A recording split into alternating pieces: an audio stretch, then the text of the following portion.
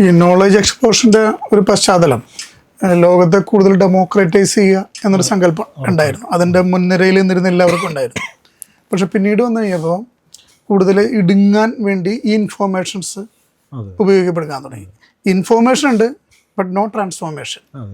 ആ പ്രോസസ്സ് ഈ പുതിയ തലമുറയിലേക്ക് കൈമാറാനുള്ള ടെക്നിക്കൽ നോഹോ നിലവിൽ നമ്മുടെ സമൂഹത്തിനില്ല. ഒറ്റക്ക് കണ്ടെത്തുന്നു. അല്ല, ഈ പഴയ തലമുറയ്ക്ക് ഇതിന്റെ നോഹവ് കൊടുക്കാനല്ല അവര് ഇത് അതിന്റെ ഉത്തരങ്ങൾ കൊടുക്കാനാണ്. അതെ, ഉത്തരങ്ങൾ. അതായത് ചില കൾട്ടുകൾ വീണ്ടും രൂപീകരിക്കാനാണ് ശ്രമിക്കുന്നത്. മതബോധം അല്ലെങ്കിൽ പാരമ്പര്യബോധം, 5000 വർഷം മുമ്പ് നമ്മളുടെ രാജ്യത്ത് എന്ത് നടന്നു എന്നുള്ളത് എഡ്യൂക്കേറ്റ് ചെയ്യണം. അത് ഉണ്ടായിരിക്കാം, ഇല്ലെന്നൊന്നുമല്ല. പക്ഷേ അതിനുശേഷം സമൂഹം വളരുകയും ആധുനികമായിട്ടുള്ള നമ്മളുടെ പൗരബോധത്തിലേക്കൊക്കെ ഉണ്ടാകുന്ന എവല്യൂഷനെ കുറിച്ച് കൂടി എഡ്യൂക്കേറ്റ് ചെയ്യുമ്പോഴത്തേക്ക് ഇത് രണ്ടിൻ്റെ ഒരു മിശ്രണമാണ് ഒരാളെ പരിചയപ്പെടുത്തുന്നത്. അപ്പം നമ്മൾ വീണ്ടും നമ്മളുടെ സ്വന്തം ഇടത്തിൻ്റെ മൂല്യം എഡ്യൂക്കേറ്റ് ചെയ്ത് അവനെ ഒരു പ്രത്യേക ഇതിൻ്റെ ഗോത്രത്തിൻ്റെ ഭാഗമാക്കാൻ പിന്നെ ഒരു ശ്രമം ഇപ്പം നടക്കുന്നുണ്ടെന്ന് എനിക്ക് തോന്നിയിട്ടുണ്ട്. അപ്പോൾ അവൻ്റെ സ്വാതന്ത്ര്യമാണ് നഷ്ടപ്പെടുന്നത് പലപ്പോഴും.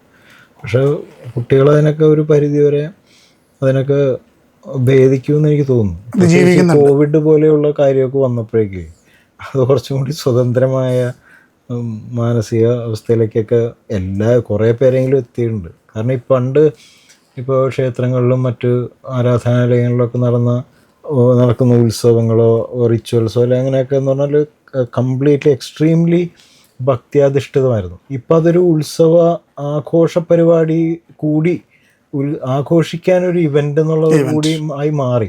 ആൾക്ക് ഒത്തുചേരാൻ എന്തെങ്കിലും ഒരു സ്ഥലം വേണമല്ലോ, അപ്പോൾ ഉത്സവം നമ്മുടെ അങ്ങനെയൊക്കെ ആയി മാറി.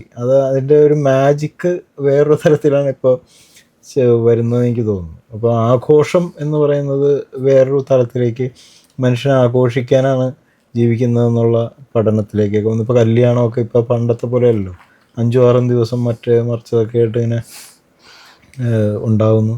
അതൊരു ഹാപ്പനിങ് ആണ്, നമ്മളുടെ കുടുംബത്തിനും സുഹൃത്തുക്കൾക്കൊക്കെ ആഘോഷിക്കാനുള്ളൊരു ഇവൻ്റാണെന്ന് പറയുന്ന ആലോചനയിലേക്കൊക്കെ അത് മാറുന്നു. അപ്പോൾ അതിൻ്റെ വേറൊരു തരത്തിലുള്ള ആർഭാടം അതൊക്കെ വേറെ കാര്യമാണ്. പക്ഷേ നമ്മളുടെ ഇതുകൊണ്ട് പലപ്പോഴും നമ്മൾ വിചാരിച്ച കാര്യങ്ങളും നടക്കുന്നില്ല എന്നുള്ള തിരിച്ചറിവ് ആ ഒരു ഘട്ടം നമ്മളെ പഠിപ്പിച്ചിട്ടുണ്ടെന്ന് എനിക്ക് തോന്നുന്നുണ്ട്. അതൊക്കെ പ്രകൃതിയുടെ ഒരു ആകസ്മികമായിട്ടുള്ളൊരു ഇതാണെങ്കിൽ പോലും അതൊക്കെ ഗുണം ചെയ്തിട്ടുണ്ട്. പലപ്പോഴും കുറേ നഷ്ടങ്ങൾ സംഭവിച്ചിട്ടുണ്ടെങ്കിൽ പോലും.